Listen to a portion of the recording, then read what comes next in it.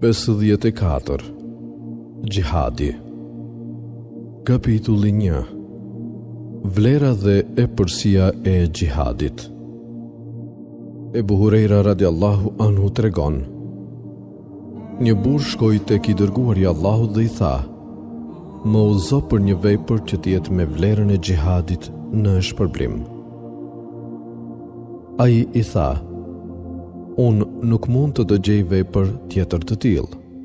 Pastaj shtoi: a mundesh ti ndërkohë që luftëtari musliman ka shkuar për gjihad, të hysh në xhamin tënde të falesh pa ndërprerje dhe të agjirosh pa ndërprerje pa e prishur atë?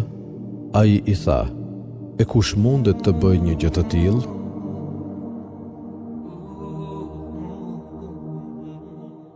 Kapitulli 2. Më i miri njerëzve është ai besimtar, luftëtar i paepur me jetën e tij dhe me pasurinë e tij për çështjen e Allahut.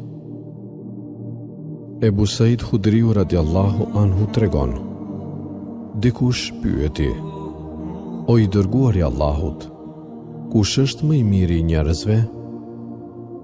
I dërguari i Allahut u përgjigj: besimtari që lufton për çështjen e Allahut me jetën dhe me pasurinë e tij.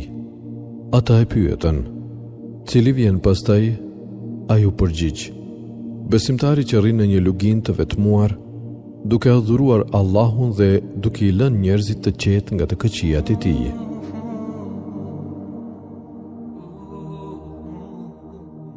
Ebu Hurejra radiallahu anhu tregon se e ka dëgjuar të dërguarin e Allahut të thotë: shembulli i luftëtarit për çështjen e Allahut, dhe Allahu e di më mirë se kush lufton për çështjen e tij, është si shembulli i atij që agjeron dhe falet pa prerë. Allahu garanton se do ta fusë atë në xhenet, në qoftë se ai vritet, ose do ta kthejë atë shëndoshe mirë me shpërblime të mëdha dhe ose me plaçk lufte.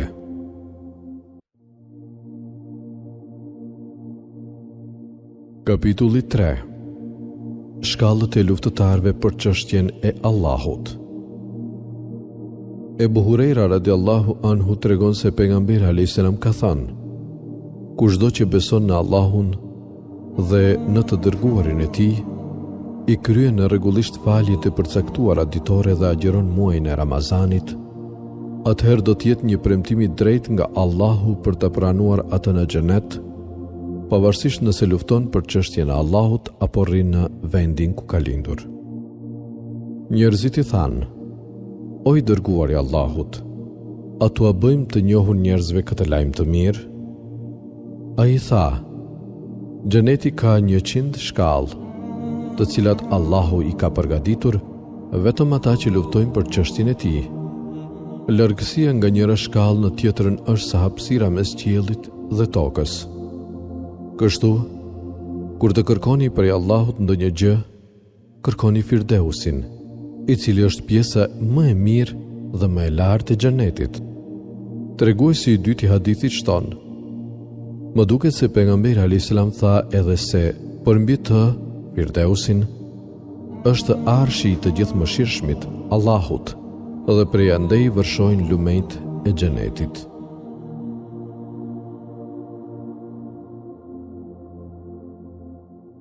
Kapitulli 4. Marshimi në çështjen e Allahut paradite dhe pasdite, në çdo kohë, herët avon.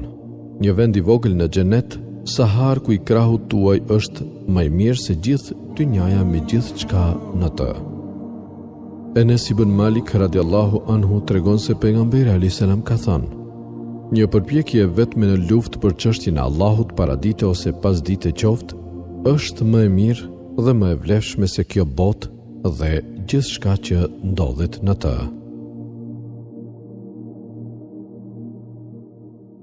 Ebu Hurejra radiallahu anhu tregon se pejgamberi alayhis salam ka thënë: një vend i vogël në xhenet, sa harku i krahut tuaj, është më i mirë dhe më i vlefshëm se sa gjithë ajo botë ku lind dhe perëndon dielli. Pastaj shtoi: një përpjekje vetme në luftë për çështjen e Allahut, paradite ose pasdite, është më e mirë dhe më me vlerë se sa gjithë ajo botë ku lind dhe perëndon dielli.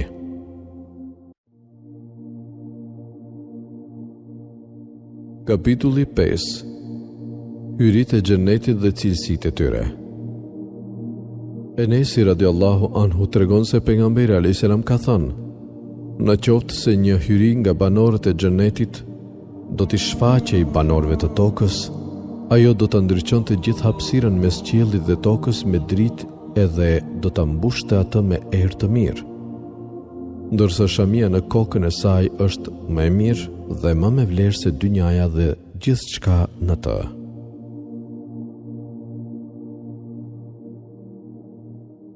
Kapitulli 6. Shpërblimi i atij që lëndohet ose plagoset për çështjen e Allahut. Enesi radiallahu anhu tregon: pejgamberi alayhis salam dërgoi 70 burra nga fisi Beni Sulejm te fisi Beni Amir. Kur ata mbërritën atje, daja i mu tha: unë po shkoj përpara jush dhe në qoftë se ata më lejojnë mua të njoftoj mesazhin e të dërguarit të Allahut, kjo do të jetë shumë mirë. Përndryshe të më qëndroni pranë. Kështu ai shkoi përpara tyre dhe paganët e fisit Amir i dhan atij besë e siguri. Por kur po ushtjellonte mesazhin e pejgamberit alayhis salam, ata i bën me shenjë njërit prej njerëzve të vet, i cili e plagosi atë për vdekje me shigjet. Daja imi plagosur thirri: Allahu Ekber, Allahu është më i madhi. Fitova për Zotin e Qabes.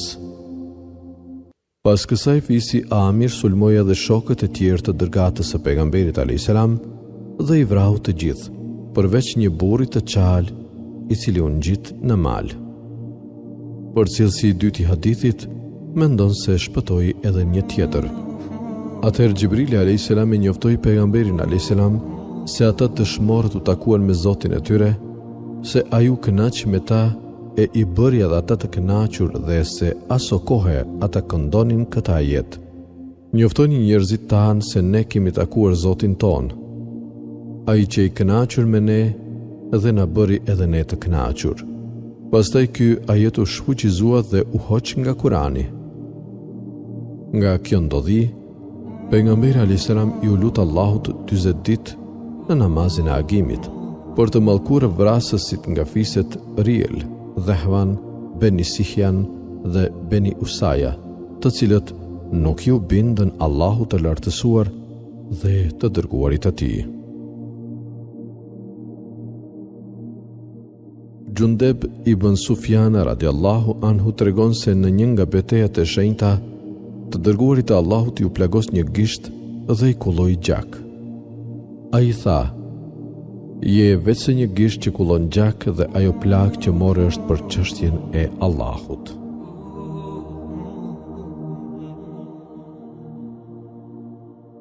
Kapitulli 7. Vlera dhe shpërblimi i atij që plagoset për çështjen e Allahut. Ebu Hurejra radiallahu anhu tregon se i dërguari i Allahut ka thënë: për atë, në duart e të cilët është shpirti im, kush plagoset në çështjen e Allahut, dhe Allahu e di më mirë se kush plagoset për çështjen e tij, do të vijë ditën e Kiametit me plagët ngjyrë gjaku dhe me erën e miskut. Kapitulli 8. Fjala e Allahut, më të madhit, të gjithfuqishmit. Nga besimtarët ka burra që e mbajtën me të vërtet besën me Allahun. Enesi radiallahu anhu tregon: xhaxhai im Enes ibn Nadr nuk mori pjesë në luftën e Bedrit.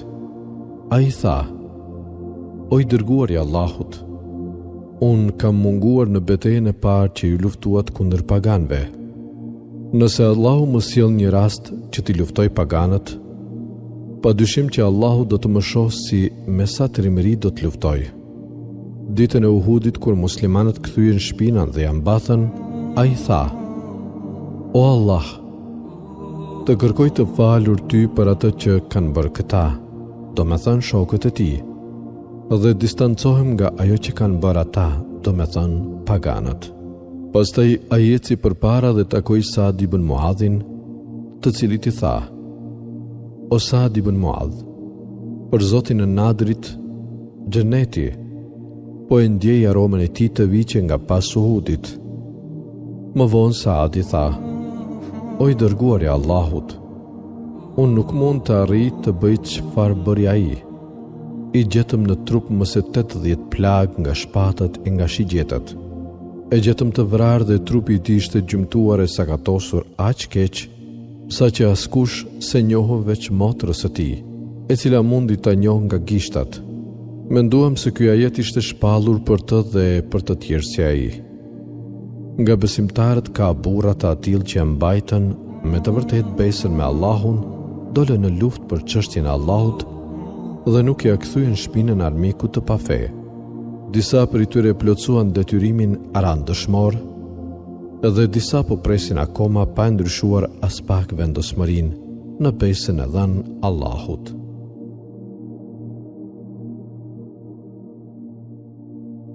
Më përpara, motra e tij Rubeja i kishte thyer dhëmbi një gruaje dhe i dërguari i Allahut kishte urdhëruar një ndëshkim të njëjtë për Rubejan si shpagim. Atëherë Enes ibn Nadri kishte thënë: O i dërguari i Allahut, betohem për atë që të ka dërguar ty me të vërtetën. Dhëmbi i motrës sime nuk do të thyhet. Pastaj pala që kërkonte shpagim nga motra e Enesit pranoi shpërblim monetar dhe hoqi dorë nga kërkesa për ndëshkim të njëjtë. Ndërsa i dërguari i Allahut tha: Ka disa njerëz nga robërit e Allahut, të cilëve ai u aplotson betimin kur ata i përbetohen atij. Zeid ibn Thabit radiallahu anhu tregon: Kur Kurani u mblodh në një vëllim të vetëm, nga shumë shkrime, një nga ajetet e surës Ahzab, numër 33 mungonte. Unë e kisha dëgjuar atë ajet të këndonte i dërguari i Allahut dhe nuk munda ta gjej përveç se te Huzejme ibn Thabit Ensariu. Ky ishte një burr dëshminë të cilit i dërguari i Allahut e kishte vlerësuar të barabartë me dëshminë e 2 burrave. Ajeti ishte: Nga besimtarët ka burra që mbajtën me të vërtet besën me Allahun.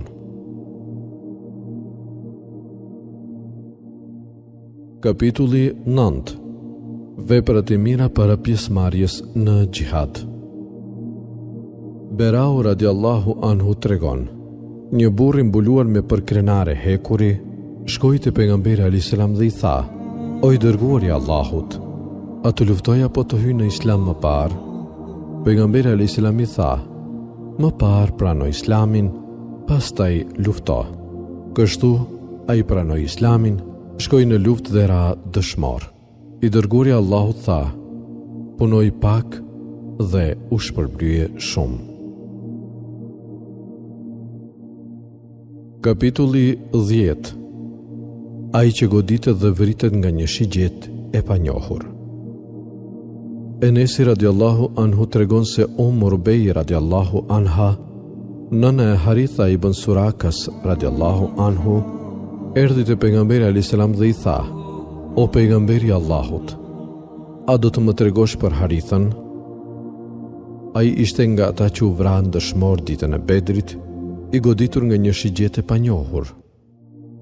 Ajo shtoi: Në qoftë se ai është në xhenet, do të jem e qetë, e po të jetë ndryshe, do të qaj hidhur për të. Ai i tha: O nëna e Harithit, në xhenet ka kopshte të begata dhe biri yt mori Firdeusin, kopshtin më të lartë. Kapitulli 11. Kush lufton që fjala e Allahut të jetë mbi gjithçka. Ebu Musa radiallahu anhu tregon: Një burr shkoi te pejgamberi alayhis salam dhe e pyeti: Midis dikujt që lufton për plaçk lufte, dikujt që lufton për famë dhe dikujt që lufton për të dukur, cili lufton për çështjen e Allahut? Pejgamberi alayhis salam i tha: Ai i cili lufton që fjala e Allahut, feja e Allahut, Islami, besimi i pastër Islam në një Zot të vetëm, të jetë mbi gjithçka, ky pra është ai që lufton vërtet për çështjen e Allahut.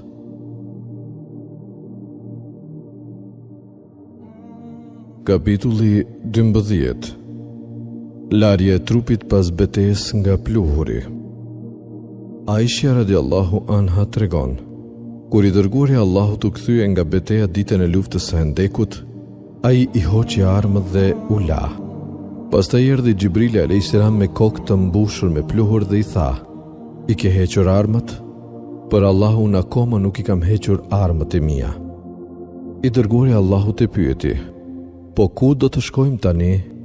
Xhibrili alayhis salam i tha: "Ja atje," duke i bërë me shenjë për te Beni Kureidha. Kështu i dërguari Allahut u nis në drejtim të tyre.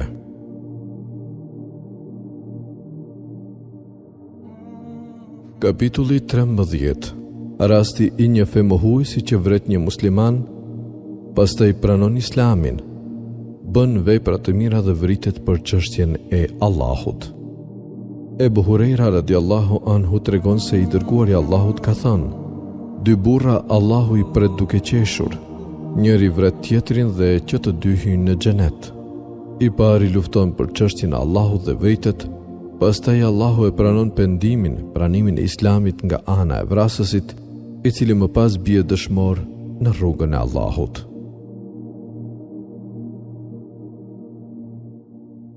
Ebu Hurejra radiallahu anhu tregon: "Shkova tek i dërguari i Allahut kur ai ishte në Hajber pas marrjes së qytetit nga muslimanët dhe i thash: O i dërguari i Allahut, më jep edhe mua pjesë nga tokat e Hajberit." Një nga bijtë e Sejd ibn As tha: "O i dërguari i Allahut, mos i jep atij hise." Thash: "Ky është vrasësi i Ibn Kaukalit." Djali i Sejdit tha: "Çudi me këtë lepurin që na ka zbritur nga bjeshkët e malit Kadum, më fajson mua për vrasjen e një muslimani, të cilin Allahu e lartësoi me duart e mia, ndërkohë që mua nuk më poshtëroi me duart e tij." Përcjellsi i dytë i hadithit shton: "Nuk e di nëse pejgamberi alayhis salam i dha atij hise apo jo."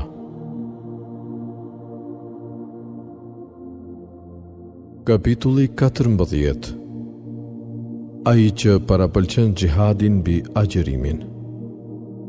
Enesi radiallahu anhu tregon: "Në kohën e pejgamberit alayhis salam, Ebu Talha nuk mbante agjërim të lirë nafile për shkak të xhihadit, por pasi vdiq pejgamberi alayhis salam, nuk e pash më kur ta prish agjërimin, përveç se në ditët e Bajramit të Fitrit dhe të Kurbanit, Bajramit të Madh dhe të Vogël. Kapitulli 15. 7 kategoritë e tjera të njerëzve që quhen shahid, përveç atij që vritet në xhihad.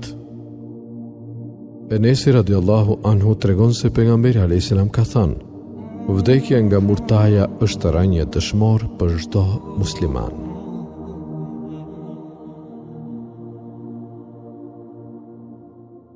Kapitulli 16. Fjala e Allahut të Gjithfuqishmit, më të lartit. Nuk janë të barabarta ata besimtarë që rrinë në shtëpitë e tyre, përveç atyre që janë të pamundur me ata që luftojnë për çështjen e Allahut. Zeid ibn Thabiti radiallahu anhu tregon: "I dërguari i Allahut po më diktonte ajetin: Nuk janë të barabartë për çështjen e Allahut."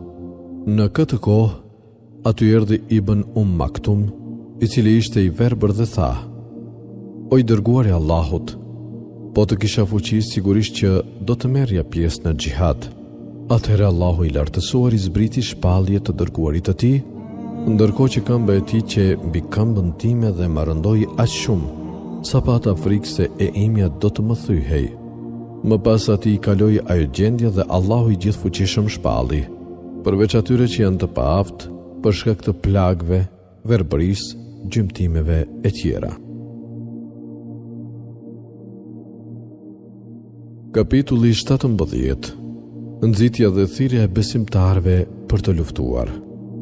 Enesi radiallahu anhu tregon: "I dërguari i Allahut shkoi te Hendeku dhe pa muhaxhirët dhe ensarët të gërmonin në një mëngjes shumë të ftohtë, pasi ata nuk kishin sklever që ta bënin këtë punë për ta. Kur pa lodhjen dhe urinë e tyre tha: O Allah, jeta e vërtetë është në ahiret, prandaj fali ansarët dhe muhaxhirët. Ndërsa në përgjigje ata thanë: ne jemi ata që Muhamedit a.s. i kemi dhënë besën se do të vazhdojmë gjihadin sa të kemi jetesën.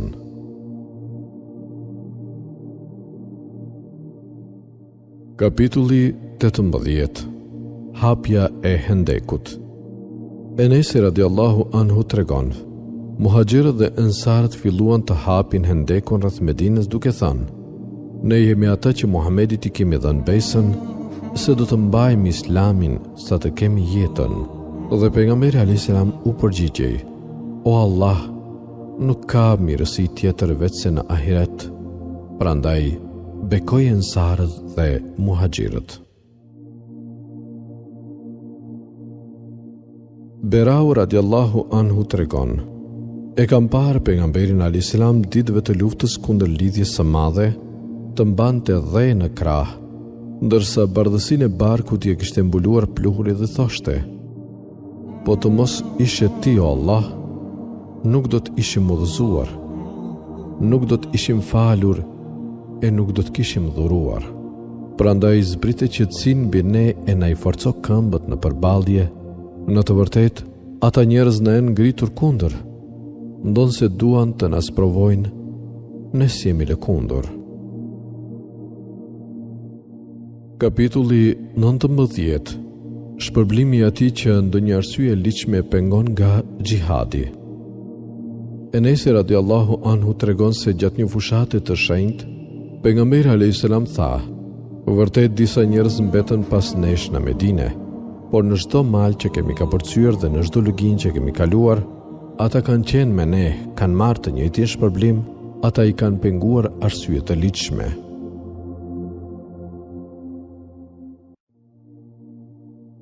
Kapitulli 20. Vlera dhe epërsia e agjerimit për hir të Allahut. Ebu Saidi radiallahu anhu tregon se e ka dëgjuar pejgamberin a.s. të thotë: kush agjeron një ditë për hir të Allahut, Allahu do t'ia mbajë atij fytyrën larg nga zjarri sa 70 vjet udhëtim.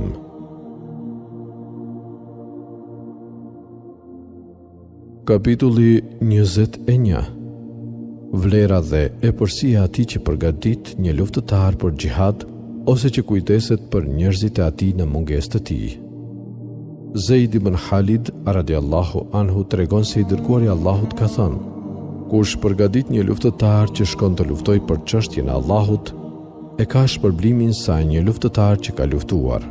Po kështu, edhe ai që kujdeset siç duhet për njerëzit e një luftëtari për çështjen e Allahut, e ka shpërblimin si luftëtari që ka luftuar. Enesi radiallahu anhu tregon: pejgamberi a.s. nuk hynte në ndonjë shtëpi në Medine, përveç shtëpisë së Sulejmit dhe shtëpive të grave të veta. Kur e pyetën për këtë, ai tha: unë ndjej keqardhje për të dhe e mëshiroj, pasi vëllai i saj u vra duke qenë me mua. Kapitulli 22. Lyerja me Hanut, erme të cilën lyhet i vdekuri gjatë betejës. Enesi radiallahu anhu tregon se ditën e luftës së Yemames, ai shkoi te Thabit ibn Kaisi. Ai kishte përveshur rrobat nga këmbët dhe po lyhej me Hanut. E pyeta: o xhaxhai im, pse nuk po vjen? Ai tha: o nipi im, tani po vij, dhe vazhdoi të lyhej me të. Pastaj erdhi dhe u vendos në radhë. Mëtej Enesi përmend në rrëfimin e tij se si njerëzit janë mbathur nga fusha e betejës. Kur pa këtë, Thabiti tha: më hapni rrugën të luftoj armikun. Ne kur nuk kemi vepruar kështu të braktisim fushën e betejës kur ishim me të dërguarin e Allahut. Sa zakone të këqija keni marrë nga armiqt tuaj.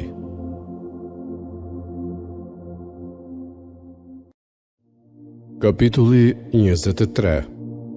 Vlera dhe epërsia e zbulimit. Xhabiri radiallahu anhu tregon se pejgamberi a.s. I pyeti ata ditën e luftës me lidhjen e madhe. Kush do të më sjell njoftime për armikun? Zubejri tha, unë. Pejgamberi alayhis salam përsëri pyeti, kush do të më sjell lajme për armikun? Dhe përsëri u përgjigj Zubejri. Pejgamberi alayhis salam pastaj tha, çdo pejgamber ka pasur dishepull dhe dishepulli im është Zubejri. Kapitulli 24. Gjihadi vazhdohet sido që të jetë sunduesi musliman, i mirë apo i keq. Urva Bariki radiallahu anhu tregon se pejgamberi alayhis salam ka thënë, mirësia do të mbetet si cilësi e përhershme në jelet e kuajve të gjihadit deri në ditën e kiametit, pasi ata do të sjellin ose shpërblim në botën e fundit ose plaçk lufte në këtë botë.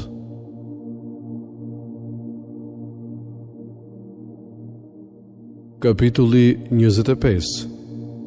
Kuajt e lidhur për jele dhe mirësia e tyre deri në ditën e kiametit.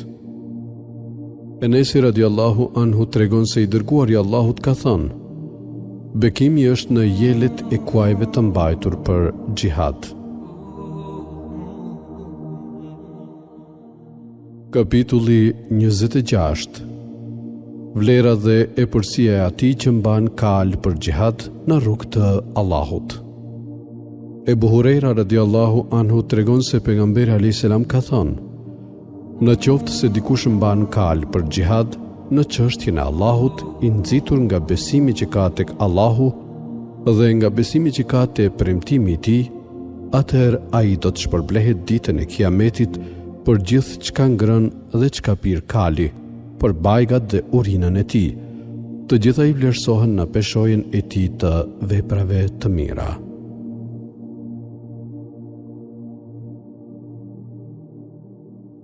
Kapitulli 27. Vënia e emrit për kalin dhe gomarin. Sehli radiallahu anhu tregon, në fermën tonë kemi pasur një kalë të pejgamberit alayhis salam me emrin Luhejf ose Lukhejf. Muadhi radiallahu anhu tregon, kisha hipur pas pejgamberit alayhis salam në një gomar të quajtur Ufejr. Pejgamberi alayhis salam më pyeti, o Muadh, a i di se cila është e drejta e Allahut mbi robërit e tij dhe cila është e drejta e robërve të Allahut ndaj tij?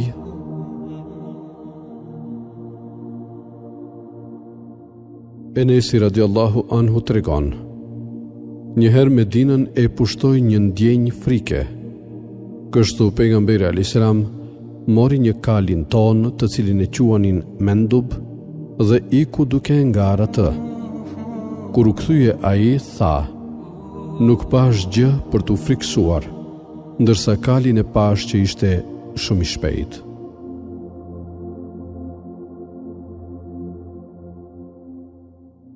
Kapitulli 28. Ç'thuhet për shenjat o gurzeza të kalit. Ibn Umeri radiallahu anhu tregon se e ka dëgjuar pejgamberin alayhis salam të thotë, shenja o gurzez, në qoftë se do të kishte të tilla, do të ishin në 3 gjëra: te kali, te gruaja dhe te shtëpia.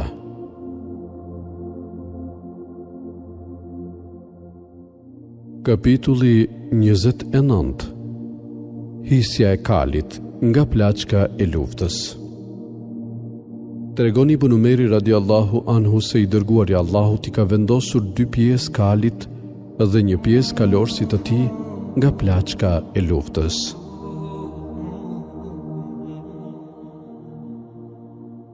Kapitulli 30. Kush ngjet kafshën e tjetrit në luftë. Bera ibn Azibi radiallahu anhu tregon, dikush më pyeti, a ikët nga fusha e betejës ditën e luftës së Hunenit, duke e braktisur të dërguarin e Allahut? I thash, por i dërguari i Allahut nuk iku. Havazinët qenë harkëtar të mirë. Kur u ndeshëm me ta, ne i sulmuam dhe ata i ambathën, ndërsa muslimanët filluan të mbledhnin plaçkën e luftës. Paganët na dolën përpara me shigjeta, por i dërguari i Allahut nuk iku. Vërtet që e pash atë në mushkën e tij të bardhë dhe Ebu Sufjani po e mbante për freri, ndërsa pejgamberi alayhis salam po i thoshte: "Unë jam pejgamberi pa asnjë gënjeshtër, unë jam nga bijtë e Abdul Mutalibit." Kapitulli 31. Deveja e pejgamberit alayhis salam. Enesi radiallahu anhu tregon se pejgamberi alayhis salam ka pasur një deve të quajtur Adba, së cilës asnjë nuk ia kalonte në garë. Njëherë erdhi një beduin, duke qenë i hipur mbi një deve 9-6 vjeç, e cila ia kaloi asaj Adbas në garë. Muslimanët u prekën aq shumë sa edhe pejgamberi alayhis salam e vuri re këtë gjë.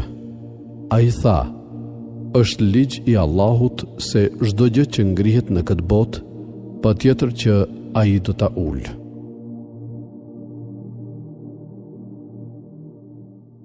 Kapitulli 32. Bartja e ujit për luftëtarët nga ana e grave në luftrat e shenjta.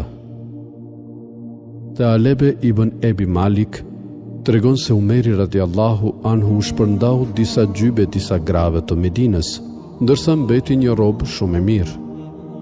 Një nga të pranishmit aty me të i tha: "O prisi i besimtarëve të drejtë, jepja këtë rob grua sate, bijes mbesës së të dërguarit të Allahut." Ata kishin në mendje Kulthumin, bijen e Aliut, ndërsa Umeri tha: Saliti e meriton më shumë këtë. Saliti ishte një grua nga ensarët që i kishte dhënë besën të dërguarit të Allahut. Dhe Umeri shtoi: "Ajo mbante calikët për të na sjell ujë në ditën e Uhudit." Kapitulli 33. Kujdesi grave për të plagosurit në përbeteja.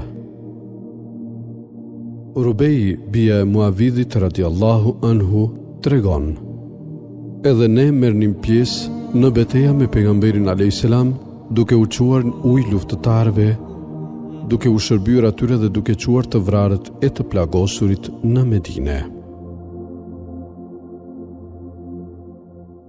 Kapitulli 34. Vigjilenca në xhihad. Aisha radiallahu anha tregon: pejgamberi alayhis salam ka qenë vigjilent. Kur arriti në Medinë, ai tha: "Sikur një njeri i drejt nga shokët e mi të më ruante mua sonte." Kur papritur ai dëgjoi trokëllim armësh dhe foli: "Kush është?" I ardhur ju përgjigj: "Unë jam Saad ibn Ebi Vekkasi, kam ardhur të ruaj ty." Dhe kështu pejgamberi alayhis salam fjeti i qetë atë natë. Ebu Hurejra radiallahu anhu tregon se pejgamberi alayhis salam ka thënë: "U shofshin sklavi i dinarit, sklavi i dërhemit dhe sklavi i gjërave luksoze, i cili po t'i jepen këto gjëra kënaqet dhe po të mos i jepen zemrohet. Le të shuhet dhe le të vuaj përsëri mëtej. Edhe po t'i hyj një gjemb, të mos gjej askënd që t'ja heq atë." Pastaj pejgamberi alayhis salam shtoi: "Tuba, gjithë të mirat ose lloj pemi në xhenet, është për atë që mban frerët e kalit të tij për të luftuar në çështjen e Allahut me flokët e shprishur dhe me këmbët e mbuluara me pluhur. Në qoftë se caktohet në pararoj, ai është i kënaqur plotësisht me detyrën e ruajtësit dhe në qoftë se caktohet në mbraparoj, ai e pranon detyrën shumë i kënaqur. Ai është aq i thjesht sa që po të kërkoj leje, nuk i jepet dhe në qoftë se ndërmjetëson, nuk i pranohet."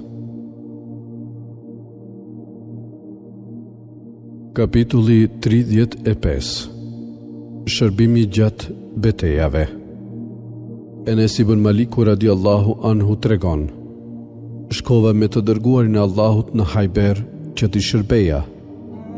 Më pas, Kur pejgamberi alayhis salam po kthehej në Medinë, sapo pa malin e Uhudit, tha: "Ky është një mal që na do dhe e duam." Enesi radiallahu anhu tregon: "Ishim me pejgamberin alayhis salam në një udhtim. Hija e vetme që kishim ishte ajo që bënim ne vetë me robën tonë.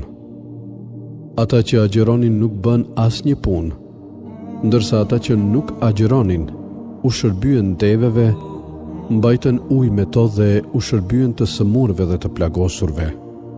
Për këtë, pejgamberi alayhis salam tha: sot ata që nuk agjeronin morën të gjithë shpërblimin."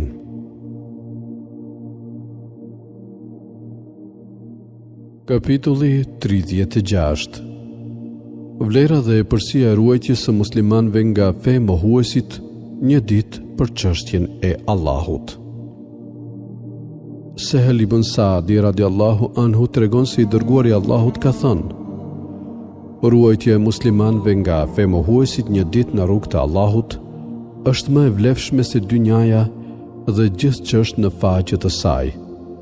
Edhe një vend në xhenet i vogël, sa zë kam zhiku juaj i deves, është më i vyer se dynjaja dhe gjithë çka në të.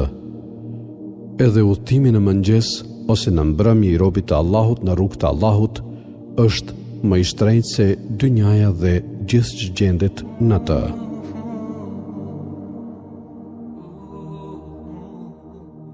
Kapitulli 37.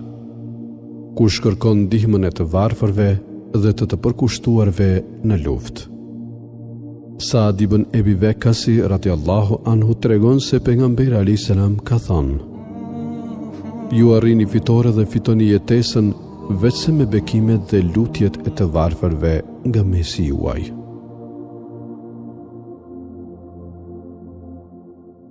Ebu Said Hudriu radiallahu anhu tregon se pejgamberi alayhis salam ka thënë: "Do të vijë një kohë kur grupe njerëzish do të shkojnë në xhihad dhe do të pyeten: a ka ndonjë prej jush që ka qenë në shoqëri të pejgamberit alayhis salam?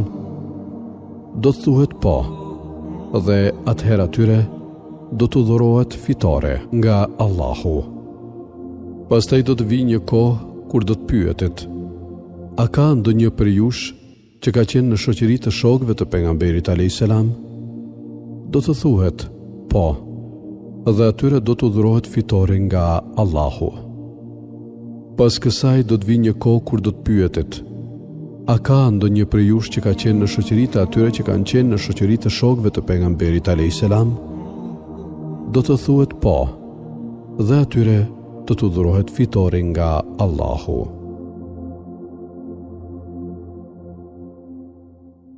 Kapitulli 38. Nxitja për të ushtruar harkëtarin. Ebu Sejdi radiallahu anhu tregon: ditën e betejës së Bedrit, kur ne u vendosëm në radhë kundër kurejshve dhe ata u rreshtuan kundër nesh, pejgamberi alayhis salam tha: kur t'ju afrohen pranë, atëherë i sulmoni me shigjeta.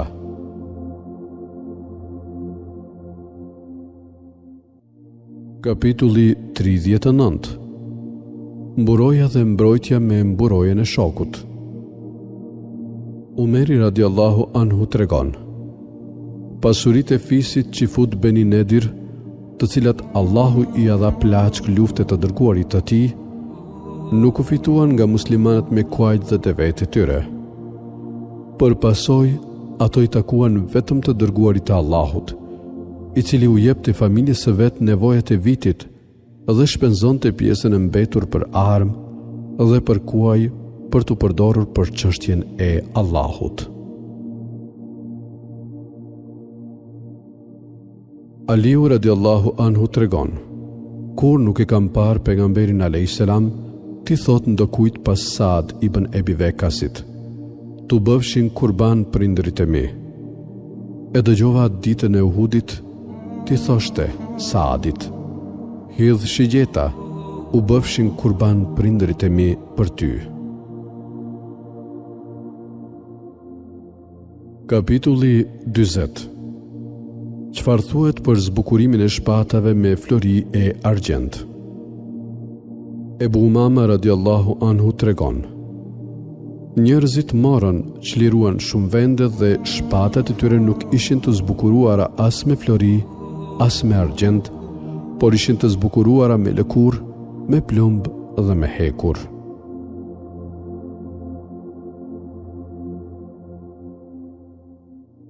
Kapitulli 41.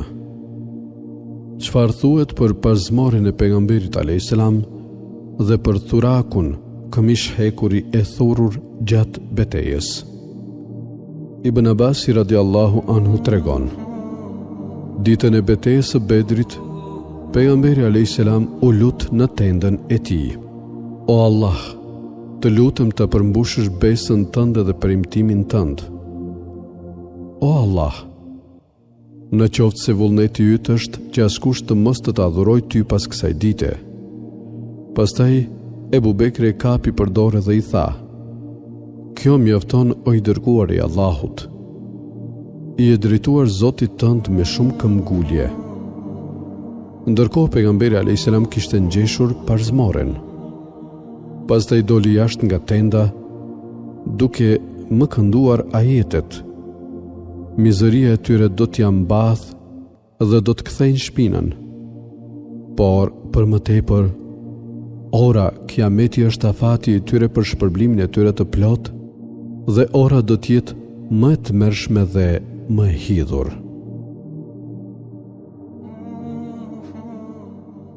Kapitulli 42. Veshja e mëndafshit në luftë.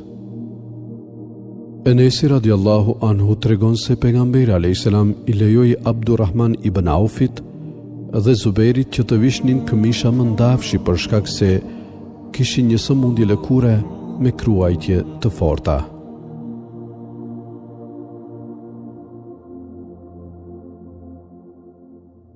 Enesi radiallahu anhu tregon se Abdurrahman ibn Aufi dhe Zubairi ju ankuan pejgamberit a.s. për morrat që u shkaktonin kruajtje, kështu që ai i lejoi ata të dy të vishnin rroba mëndafshi. Kapitulli 43. Ç'thuhet për luftën kundër bizantinëve? Haram radiallahu anha tregon: e kam dëgjuar pejgamberin a.s. të thotë: ushtria e parë nga pasuesit e mi që do të mësyjnë detin për xhihad, do të ketë të garantuar xhenetin.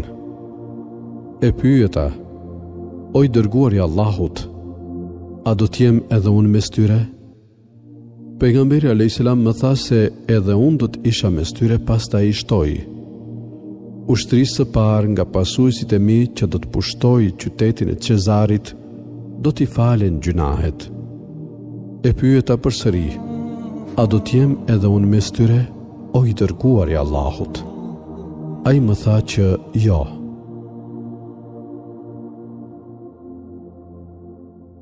Kapitulli 44. Lufta kundër qifutëve. Ibn Umeri radiallahu anhu tregon se i dërguari i Allahut ka thënë: ju muslimanët do t'i luftoni qifutët derisa disa prej tyre të fshihen pas gurve, por edhe gurët do t'i tradhtojnë e do të thonë: o Abdullah, o robi Allahut, është një qifut i fshehur pas meje, eja dhe vrite pra atë. Ndërsa në një citim tjetër thuhet: nuk do të vi ora dita e kiametit derisa ju të luftoni kundër qifutëve. Pastaj hadithi vazhdon si më lart. Kapitulli 45. Lufta kundër turqve. Ebu Hurejra radiallahu anhu tregon se i dërguari i Allahut ka thënë: nuk do të vi ora derisa ju të luftoni kundër turqve. Njerëz me sy të vegjël, fytyra të kuqe dhe hum të shtypur. Fytyrat e tyre do të duken si mburoja të veshura me lëkurë. Nuk do të vi ora derisa ju të luftoni kundër një populli që vesh këpucë leshi.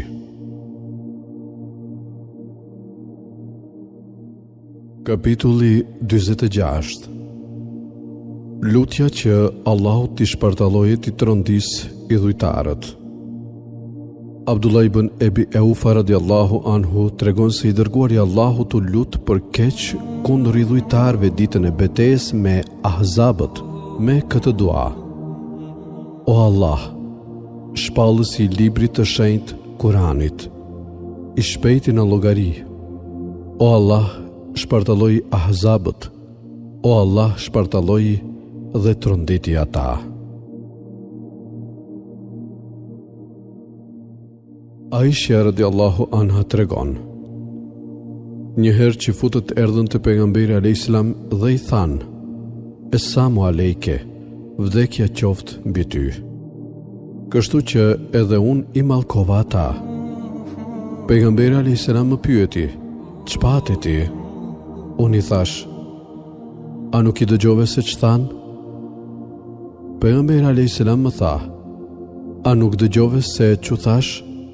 U thash: ve alejkum, edhe mbi ju. Kapitulli 47. Lutja që Allahu t'i udhëzoi i dhujtarët me qëllim që t'u tërheqë atyre vëmendjen. Ebu Hurejra radiallahu anhu tregon se Tufail ibn Amr Deusiu dhe shokët e tij erdhën te pejgamberi a.s. dhe i thanë: o i dërguari i Allahut, fisi Deus nuk u bind dhe nuk pranoi të pasoj ty, prandaj lutju Allahut kundër ti. Njerëzit thanë: u shkatroft fisi Deus. Pejgamberi a.s. tha: o Allah, udhëzoj fisin Deus dhe le ta përqafoj Islamin.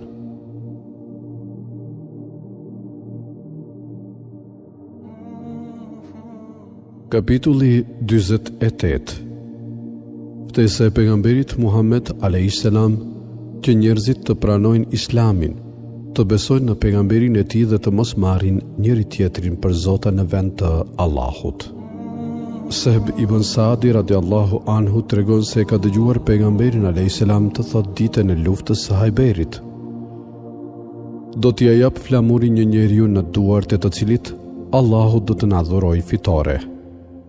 Kësaj të gjithë shokët e pejgamberit a.s. u ngritën, secili duke dëshiruar ta di se kujt do t'i jepej dhe gjithë secili dëshironte thellë që t'i jepej në dorë flamuri, por pejgamberi a.s. pyeti për Aliun. I thanë se i dhimbnin syt. Ai i urdhroi që ta sillnin atë përpara tij. Kështu pejgamberi a.s.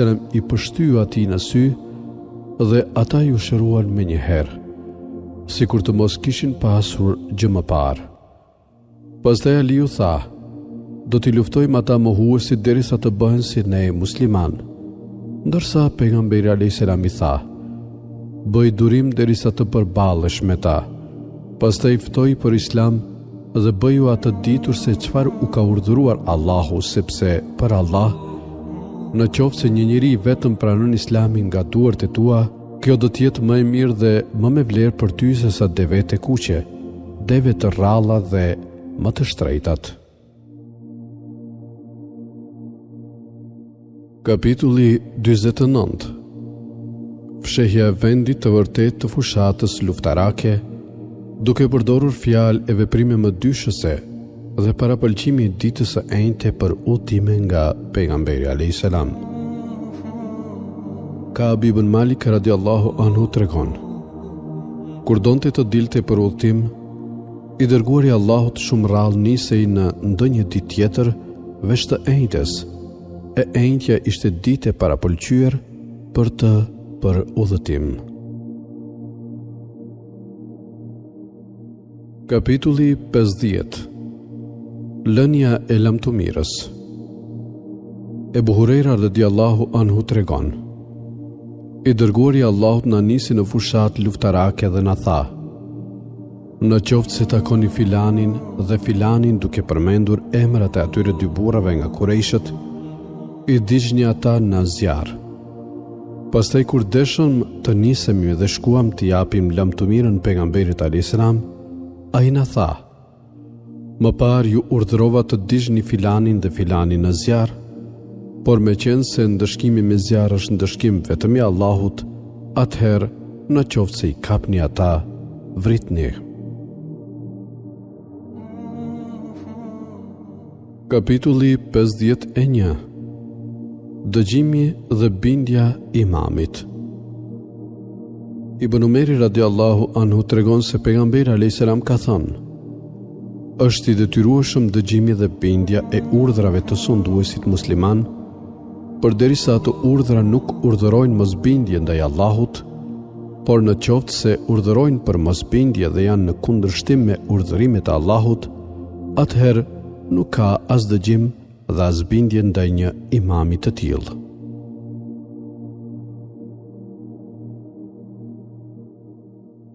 Kapitulli 52. Imami duhet të mbrohet nga muslimanët dhe duhet të merret si mbrojtës. Ebu Hurejra radiallahu anhu tregon se ka dëgjuar të dërguarin e Allahut të thotë: ne jemi më të fundi që kemi ardhur në dynja, por do të jemi më të parët që do të hyjmë në xhennet. Dhe shtoi: ai që më bindet mua, i është bindur Allahut, dhe ai që nuk më bindet mua, nuk i është bindur Allahut. Ai që i bindet sunduesit musliman, më është bindur mua, dhe ai që nuk i bindet sunduesit musliman, nuk më është bindur mua. Imami është mburoj pas së cilës luftohet dhe kërkohet mbrojtje. Prandaj, në qoftë se imami urdhëron për bindje e frikë ndaj Allahut dhe sundon me drejtësi, atëherë ai do të shpërblehet për këtë. Por në qoftë se ai bën të kundërtën, atëherë ai do të jetë përgjegjës për atë. Kapitulli 53. Dhënia e besës gjatë betejës për të mos e braktisur atë. Ibn Umeri radiallahu anhu tregon: kur u kthyem vitin tjetër pas paqes së Hudejbijës, nuk u bashkuan as edhe dy vet nga ne në të njëjtin mendim, se cila që pema nën të cilëm ne kishin më dhënë besën, dhe kjo nga mëshira e Allahut. Për cilësin e dytë të hadithit, Nafiun e pyetën: për çfarë u mori besën atyre pejgamberi alayhis salam për vdekjen?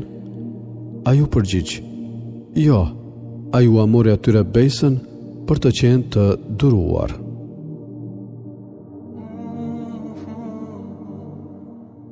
Abdullah ibn Zejdi radiallahu anhu tregon: gjatë kohës së luftës së Haras, erdhi dikush dhe më tha: Ibn Handhale po u merr besën njerëzve për vdekje. Ai i thot: pas të dërguarit të Allahut, unë kur nuk do t'i jap besën askujt për një gjë të tillë.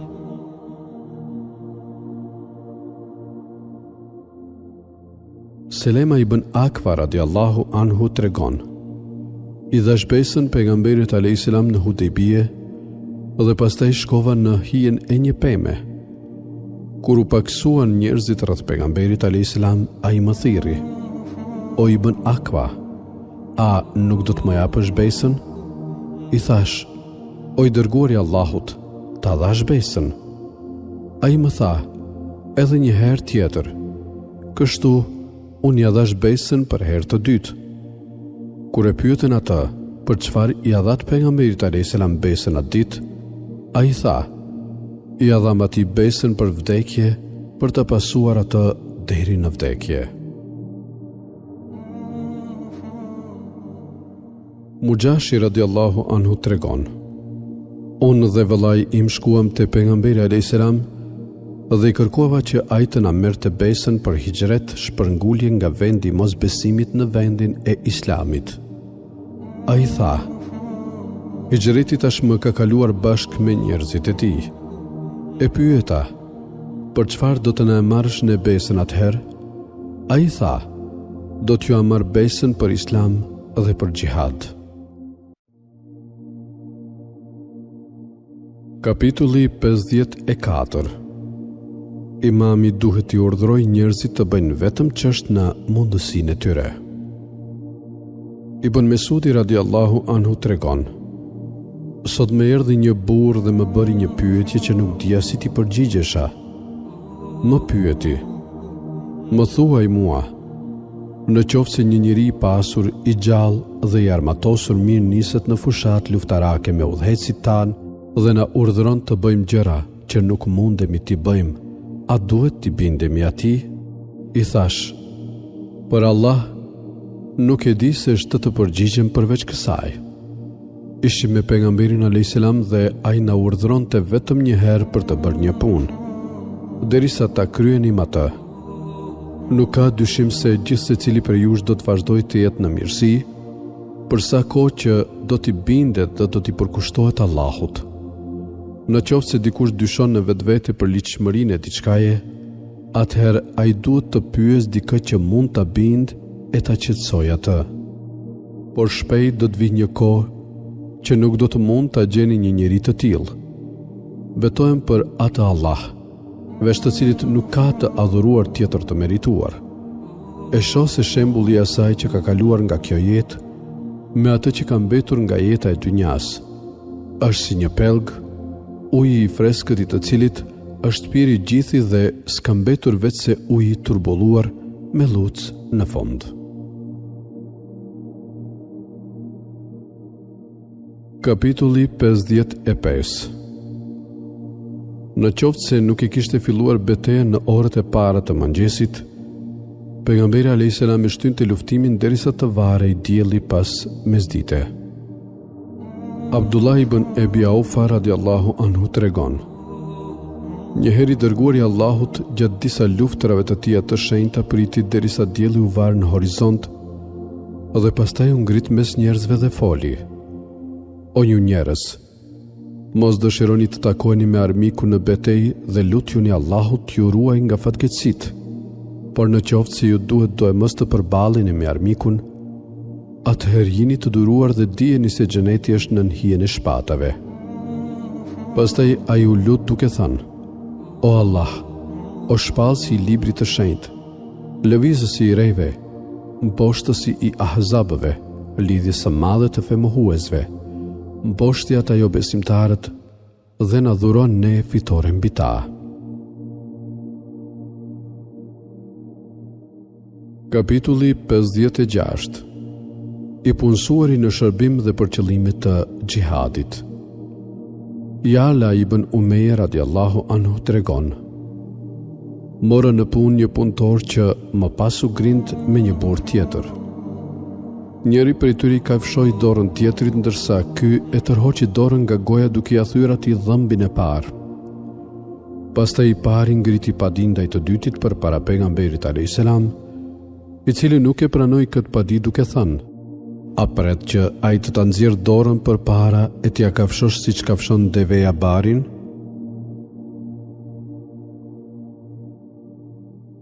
Kapitulli 57. Çfarë është thënë për flamurin e pejgamberit alayhis salam? Nafiu tregon se ka dëgjuar Abbasin radiallahu anhu t'i thot Zubairit radiallahu anhu: Ja, këtu të urdhëroi pejgamberi alayhis salam që ta vendosje flamurin.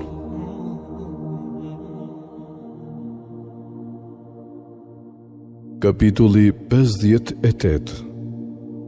Fjala e pejgamberit alayhis salam: Jam nxjerr fitimtar një muaj larg nga tmerri i kallur në zemrën e armikut.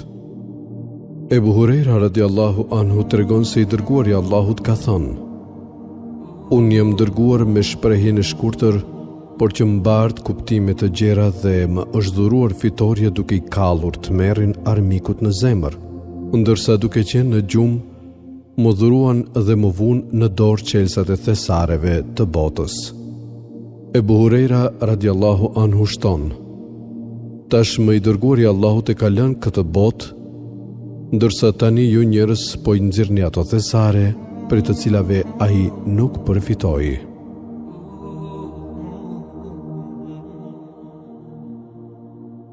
Kapitulli 59. Marrja e ushqimeve me vete në luftë.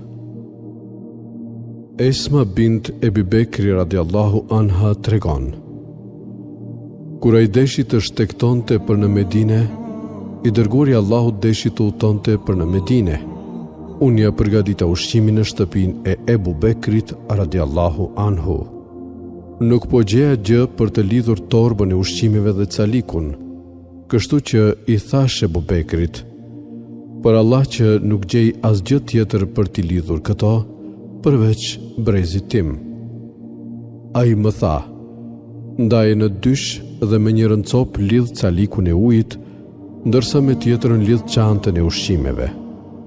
Përcjellësi i dyti hadithi thot: ashtu bëri, prandaj ajo u quajt dhatu nitakein, ajo e dy brezave.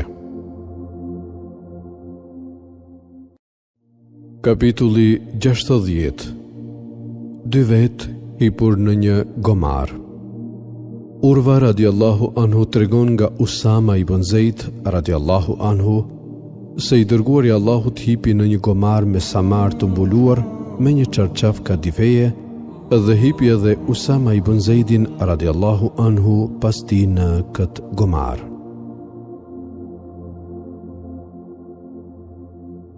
Ibn Umeri radiallahu anhu tregon: ditën e çlirimit të Mekës, i dërguari i Allahut hyri në Mekë nga ana e saj e lartë, duke qenë i hipur në deve, ndërsa pas tij kishte hipur Usama ibn Zeidi. Me të ishin edhe Bilali e Uthman ibn Talha, njëri nga rojet e Qabes. Ata e shoqëruan derisa ai e uli deven brenda në xhami dhe e urdhëroi Uthman ibn Talhan që të sillte çelësin e Qabes. Ai e hapi derën e saj dhe i dërguari i Allahut hyri brenda. Kapitulli 61. Nuk është e pëlqyeshme të udhtohet në një vend armiqësor duke pasur Kuranin me vete. Ibn Umeri radiallahu anhu tregon se i dërguari i Allahut e ka ndaluar udhtimin në një vend armiqësor me mushaf, librin e Kuranit, me vete.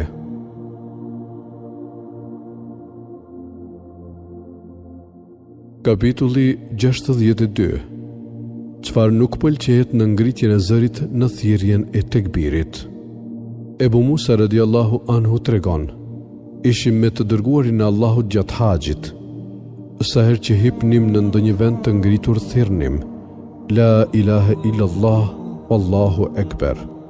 Nuk ka të adhuruar tjetër të merituar përveç Allahut, një, dhe Allahu është më i madhi.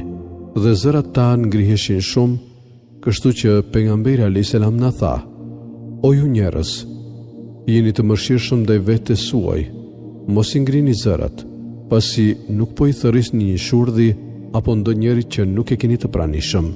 Përkundrazi, në të vërtetë ju po i luteni një Allahut i cili vërtet është me ju dhe padyshim që ai është gjithdëgjues, gjithnjë i afërt pranë gjithçkaje, më i larti. Kapitulli 63. Thënia Subhanallah kur zbritet në lugin. Xhabiri radiallahu anhu tregon: sa herë që ngjiteshim lart, thoshim Allahu Ekber, Allahu është më i madhi, dhe sa herë që zbrisnim poshtë, thoshim Subhanallah, lavdi i qoftë Allahut, i lirë nga çdo emet që i veshin është ai.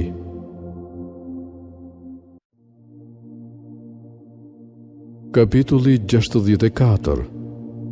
Udhëtari shpërblet njësoj edhe gjatë udhëtimit për ato vepra të mira që i kryente në shtëpi, sikur po i vepron edhe në udhëtim. Ebu Musa radiallahu anhu tregon se i dërguari i Allahut ka thënë: kur robi Allahut, besimtari i tij sëmurët ose udhëton, atëherë atij do t'i shkruhen në llogarinë e tij të veprave të mira, njësoj si në kohën që i kryente ato vepra në shtëpi dhe me shëndet të mirë. Kapitulli 65. Udhëtimi vetëm.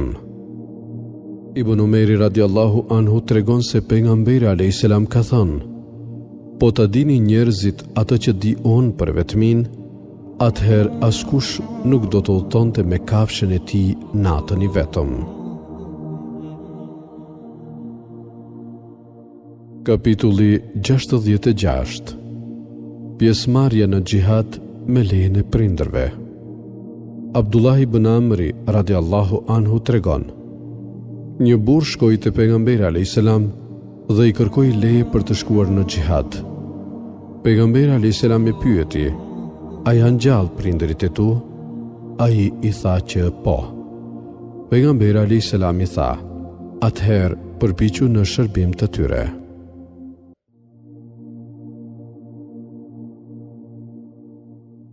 Kapitulli 67. Ç'thuhet për varjen e këmboreve dhe gjërave të ngjashme në qafën e deveve. Ebu Beshir Ansariu radiallahu anhu tregon: kam qenë me të dërguarin e Allahut në disa nga udhëtimet e tij.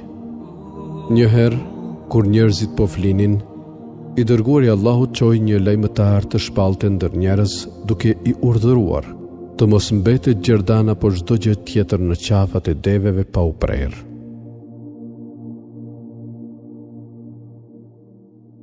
Kapitulli 68.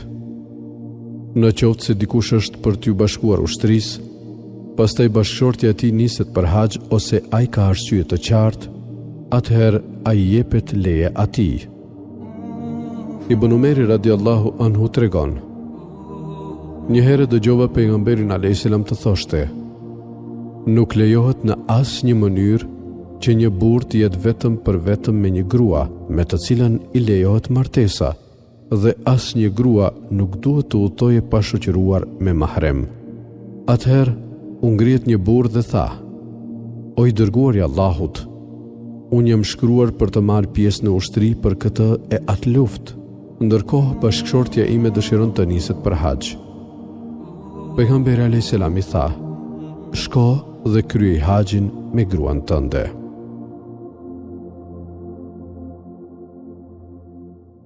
Kapitulli 69. Robërit e luftës në pranga. Ebu Hurajra radiallahu anhu tregon se pejgamberi alayhis salam ka thënë: Allahu habitet me ata njerëz që do të hyjnë në xhennet me pranga. Kapitulli 70. A lejohet sulmimi i armikut natën me mundësinë që pa dashje të vriten foshnjat dhe fëmijët? Sab ibn Gjethame radiallahu anhu tregon: pejgamberi alayhis salam kaloi pranë meje në vendin e quajtur Ebva ose Vedan, dhe dikush e pyeti nëse lejohej të sulmohen luftëtarët idhujtar natën me mundësinë që të rrezikojnë gratë dhe fëmijët e tyre. Pejgamberi alayhis salam ju përgjigj pyetësit: ata, gratë dhe fëmijët, janë pjesë e tyre idhujtarëve, po kështu e kam dëgjuar pejgamberin alayhis salam të thotë: kullotat nuk janë të askujt tjetër përveç Allahut dhe të dërguarit të tij.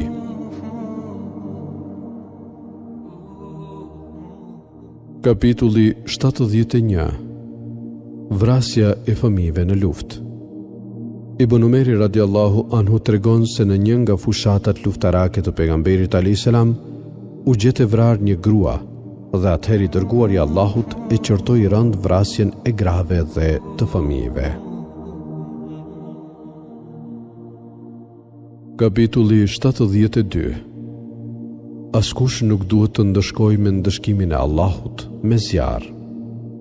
Ikrima radiallahu anhu tregon se kur Ibn Abbasit radiallahu anhu i erdhi lajmi se Aliu radiallahu anhu kishte djegur disa njerëz në zjarr, tha: po të kisha qenë unë në vendin e tij, nuk do t'i kisha djegur, pasi pejgamberi alayhis salam ka thënë: mos ndëshkoni kënd me ndëshkimin e Allahut, por do t'i kisha vrarë, siç ka thënë pejgamberi alayhis salam: atë musliman që ndron fenë e tij, islamin, vriteni. Kapitulli 73. Ebu Hurajra radiallahu anhu tregon se e ka dëgjuar të dërguarin e Allahut të rrëfej: një milingon pickoi një prej pejgamberëve dhe ai urdhëroi që të digjet gjithë foleja e tyre. Kësaj Allahu i frymëzoi atij. Vallë për pickimin e një milingone dogje një bashkësi krijesash nga bashkësitë që lavdërojnë Allahun. Kapitulli 74. djegja e shtëpive dhe palmave të hurmës. Xheriri radiallahu anhu tregon: një herë i dërguari i Allahut më tha: a do të më lehtësosh nga Dhul Halasa? Ajo ishte një shtëpi e fisit Hatham, ku adhuroheshin idhuj të disa fiseve dhe quhej Qabeja e Jemanijes. Kështu pra, unë marshova me 150 kalorës nga fisi Ahmas, që ishin kalorës të shkëlqyer. Atë kohë unë nuk mund të qëndroja mirë në kalë. Prandaj pejgamberi alayhis salam më goditi në gjoks, aq sa pash shenjat e gishtave të tij në gjoksin tim, dhe u lut duke thënë: O Allah, bëja atë të qëndrueshëm dhe njeri udhëheqës e të udhëzuar drejt. Atëherë unë marshova drejt asaj shtëpie duke e shkatëruar dhe e djegur atë. Pastaj çova një lajmëtar tek i dërguari i Allahut për ta njoftuar për këtë gjë. Lajmëtari i tha: betohem për atë i cili të ka dërguar ty, pejgamber, me të vërtetën. Erdhët e ti vetëm pasi e lash atë shtëpi si deve të mbaruar, do me thënë të prishur keq. Pejgamberi alayhis salam i u lut Allahut 5 herë që të bekonte kuajt dhe kalorësit e Ahmasit. Kapitulli 75. Lufta është strategji. Ebu Hurejra radiallahu anhu tregon se pejgamberi alayhis salam ka thënë: Kisra, perandori i Persisë, do të shkatërrohet dhe nuk do të ketë më Kisra tjetër pas tij. Edhe Cezari, perandori i Romës dhe i Bizantit, do të shkatërrohet dhe nuk do të ketë më Cezar tjetër pas tij, dhe ju do t'i shpenzoni thesaret e të dyve në çështjen e Allahut.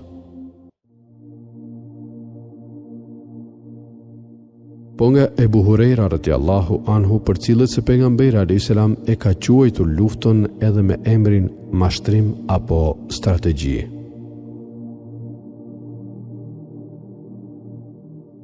Kapitulli 76. Çfarë zënkash dhe mosmarrveshjesh janë të urryera në luftë, dhe ndëshkimi për atë që nuk i bindet imamit, udhëheqësit të tij. Bera ibn Azib radiallahu anhu tregon: ditën e Uhudit pejgamberi alayhis salam caktoi Abdullah ibn Xhubeirin komandant të një njësie këmbësorie prej 50 harkëtarësh. Ai i udhëzoi ata duke u thënë: edhe sikur të shihni që ne të na i rrëmbejnë zogjt kufomat tona, qëndroni në vendet tuaja derisa t'ju dërgoj fjalë. Edhe sikur të shihni që ne i kemi thyer femohuesit dhe i kemi vënë përpara, edhe atëherë ju në asnjë rast të mos i lini vendet tuaja derisa t'ju dërgoj fjalë. Pastaj femohuesit u thyen keq. Për Allah, pash gratë t'ia mbathin, duke ngritur rrobat dhe duke shfaqur kështu byzylykët e këmbëve dhe kërcinjt.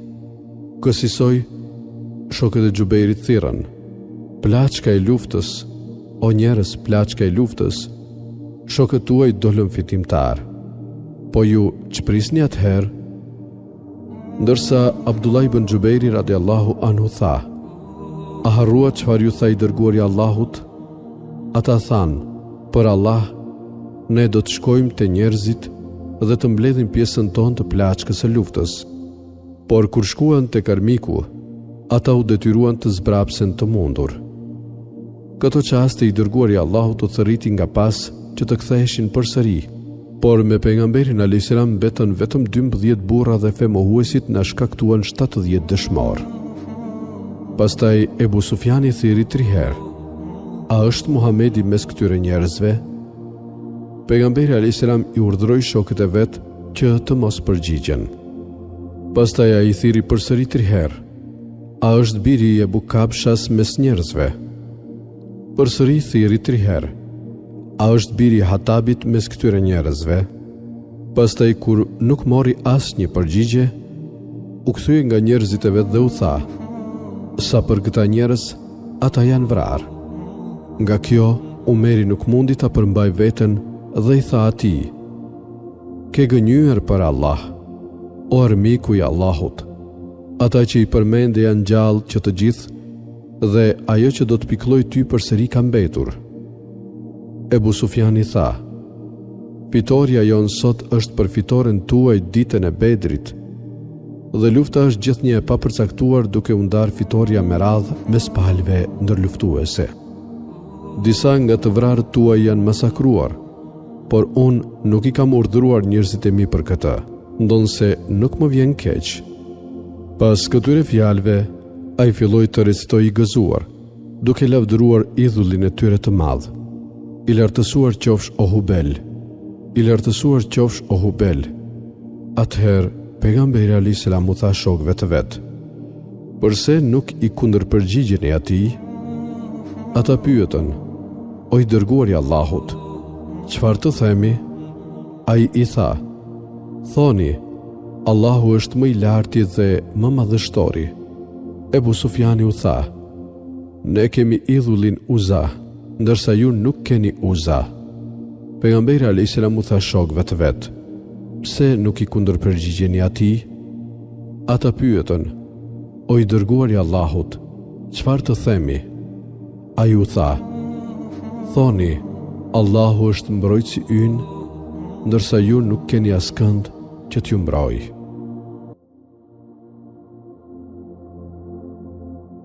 Kapitulli 77. Thirrja o Sabahah me zërin më të lartë për të dëgjuar njerëzit kur dikush sheh armikun. Selema radiallahu anhu rëfen: "Njëherë dola nga Medina dhe shkova në drejtim të Gabas. Kur mbërritën në rrugën malore të Gabës, më takoi një skllav I Abdurrahman ibn Aufit. I thash: "Mirë ti, ç'të ka sjell këtu?" Ai mu përgjigj: "Kanë marrë deve të pejgamberit alayhis salam." E pyeta: "Kush I ka marrë?" Më tha: "Fiset Gatafan dhe Fezare." Kështu unë thira 3 britma sa që gjithë njerëzit me smaleve të Medinës e dëgjuan atë. O Sabahah! Pastaj u tura derisa I takova pasi kishin marrë devet. Fillova t'i gjuaj me shigjeta duke thënë vargjet. Unë jam birja kvas, të liqt u shofshin pa mas. Në këtë mënyrë I shpëtova devet për I tyre para se t'u amilnin qumshtin. Kur u ktheva me devet të cilat I kisha vënë përpara, pejgamberi alayhis salam më takoi dhe I thash: "O I dërguari I Allahut, ata njerëz janë të etur, ndërsa unë I ndalova që të pinë. A mund të dërgosh disa njerëz që t'i ndjekin ata?" Ai më tha: "O birja kvas, ti fitove kështu që fali ata." Për më tepër, ata tani po zbaviten e po qetësohen nga njerëzit e tyre.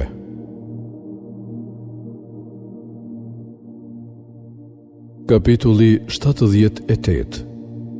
Lirimi I robërve të luftës. Ebu Musa radiallahu anhu tregon se pejgamberi alayhis salam ka thënë: "Lironi robërit e luftës, ushqeni të uriturit dhe vizitoni të sëmurët."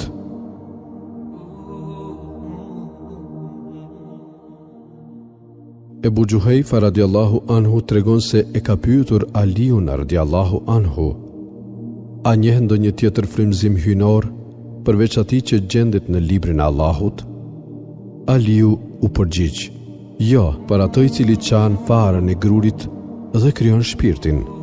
Nuk njoh ndonjë gjë të tillë, përveç aftësisë që Allahu mund t'i adhurojë dikujt për të kuptuar Kur'anin dhe atë që është shkruar në këtë kartë." E pyeta: "Ç'është shkruar në këtë kartë?" Ai më tha: "Rregullat e pagesës së gjakut, lirimi I robërve dhe gjykimin se muslimani nuk duhet të vritet për jo muslimanin."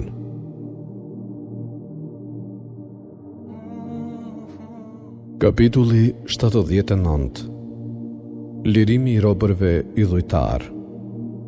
Enesi radiallahu anhu tregon se disa burra nga ensarët I kërkuan leje të dërguarit të Allahut, duke I thënë: "O I dërguari I Allahut, na lejo të mos marrim në shpërblim për lirimin e birit të motrës son Abbasit." Pejgamberi alayhis salam tha: "Mos lini asnjë dirhem pa marrë." Kapitulli 80. Rasti kur një luftëtar femohues vjen në vendin islam pa pasur besë për mbrojtje.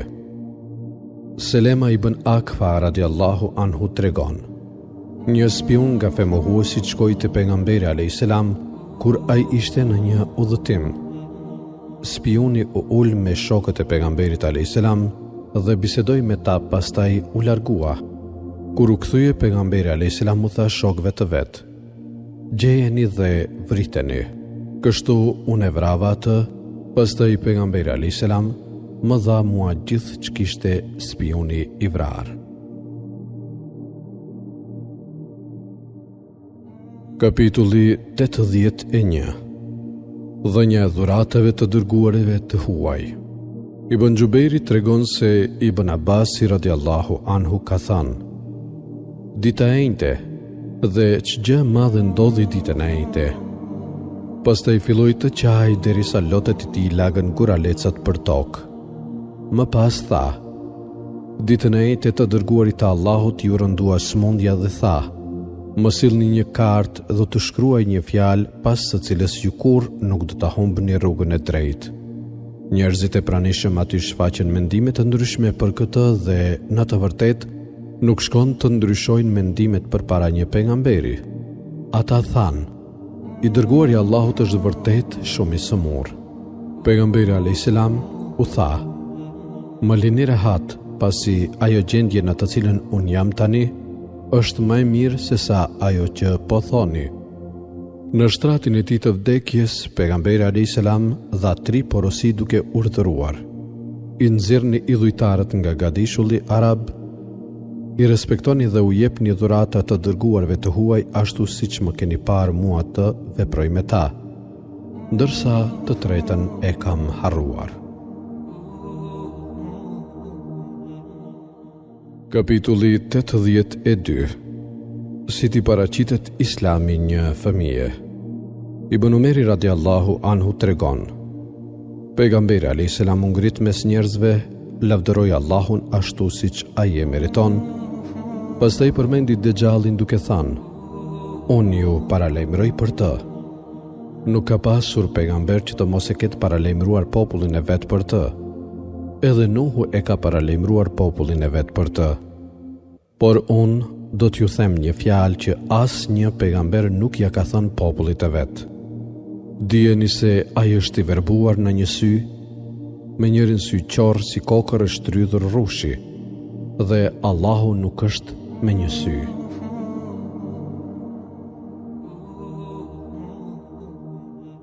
Kapitulli 83. Regjistrimi njerëzve nga imami. Hudhaifa radiallahu anhu tregon: pejgamberi alayhis salam na urdhëroi të shënonim atij emrat e atyre njerëzve që kanë shpallur se janë musliman. Kësaj ne regjistruam 1500 burra. Pastaj tham me vete: a duhet të kemi frikë nga jo besimtarët edhe pse jemi 1500 vetë? Dhe vërtet e pam veten të na bien sprova të vështira të atilla, aq sa burri do të falej vetëm duke qenë i friksuar.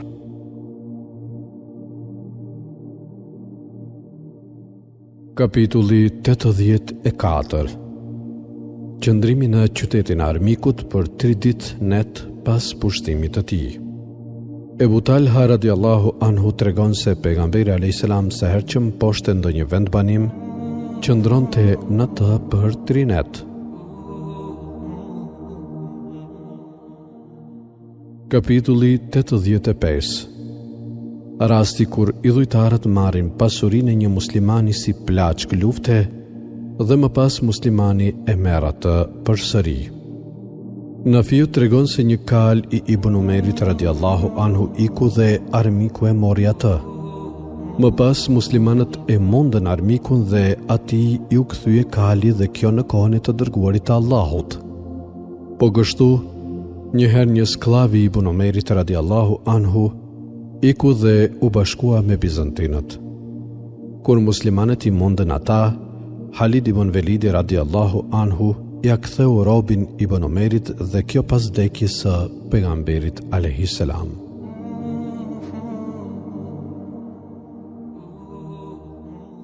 Kapitulli 86. Të folurit persisht dhe arabisht me theks jo të zakonshëm. Xhabiri radiallahu anhu tregon: Njëheri thash pejgamberit alayhis salam: O i dërguari i Allahut, kemi therrur një nga runzat 101 vjeçar tona dhe ka mbuluar një sa grur, prandaj të na urdhëroni ju dhe disa njerëz të tjerë. Atëherë pejgamberi alayhis salam thirrë me zë të lartë: O njerëzit e luftës së Hendekut. Xhabiri ka përgatitur një surë, fjalë persiane që do thotë gatim. E jani pra.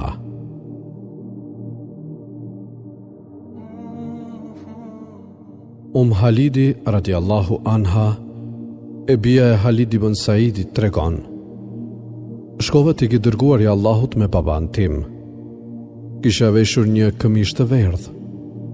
I dërguar i Allahut tha: Seneh, që në gjuhën etiopiane do të thotë bukur, bukur. Pastaj fillova të luaj me vulën e pejgamberisë, me shpatullave të pejgamberit alayhis salam, por babai më qërtoi ashpër. I dërguari i Allahut i tha: Lëre vajzën. Pastaj i dërguari i Allahut ju lut Allahut për mua që të më dhuroj jetë të gjatë, duke thënë 3 herë: E veshq këtë fustan derisa të griset. Pastaj veshq një tjetër derisa të griset. Pastaj veshq një tjetër derisa të griset.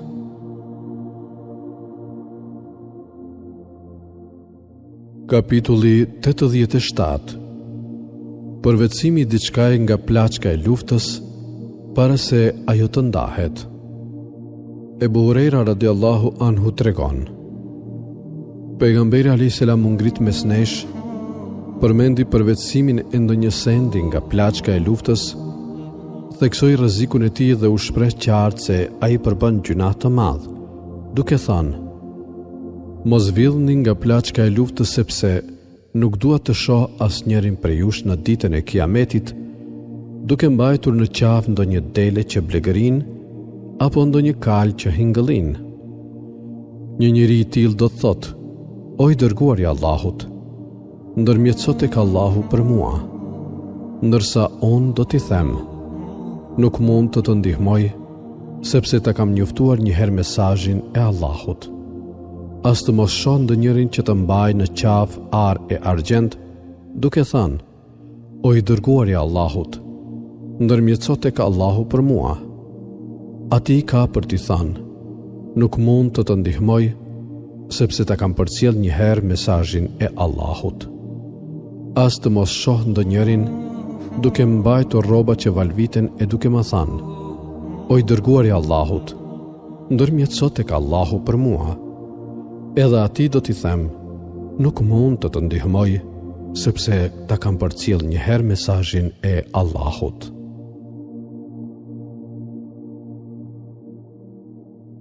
Kapitulli 88. Vjedhja e diçkaje të vogël nga plaçka e luftës. Abdullah ibn Amri radiallahu anhu tregon: Një burr i quajtur Kirkira kujdesohej për familjen dhe pasurinë e pejgamberit alayhis salam. Kur ai vdiq, i dërguari i Allahut tha: Ai është në zjarr. Atëherë njerëzit shkuan ta shohin dhe në shtëpinë e tij gjetën një gjybe që e kishte vjedhur nga plaçka e luftës. Kapitulli 89. Pritja e luftëtarit që kthehet nga xhihadi. Ibn Zubejri radiallahu anhu tregon se i ka thënë Ibn Xhaferit radiallahu anhu: Atë kujtohet kur unë, ti dhe Ibn Abasi dolëm për të pritur të dërguarin e Allahut. Ibn Xhaferi pohoi, ndërsa Ibn Zubejri shtoi. Dhe i dërguari i Allahut na mori neve, mua dhe Ibn Abbasin, në deven e tij, kurse ty të la. Saib ibn Jezidi radiallahu anhu tregon: Unë me disa djemë të vegjël dolëm të prisnim të dërguarin e Allahut në qafën e Vedas.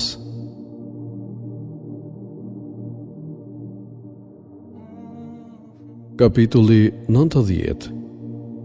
Çfarë thot luftëtari kur kthehet nga xhihadi? Enesi radiallahu anhu tregon: ishim me pejgamberin a.s. kur po ktheheshim nga Usfani.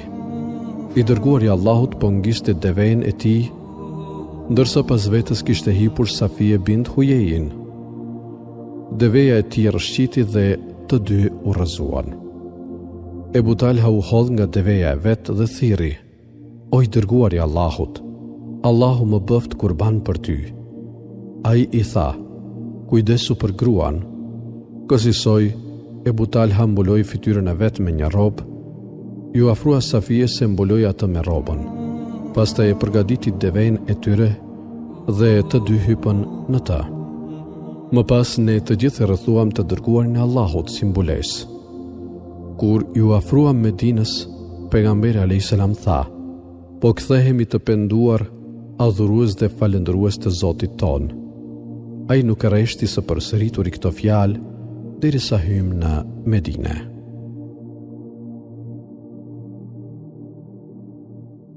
Kapitulli 91. Falja namazit pas kthimit nga udhëtimi. Kabi radiallahu anhu tregon se sa herë që kthehej paradite nga udhëtimi, pejgamberi a.s. hynte në xhami dhe falte 2 rekat para se të ulej.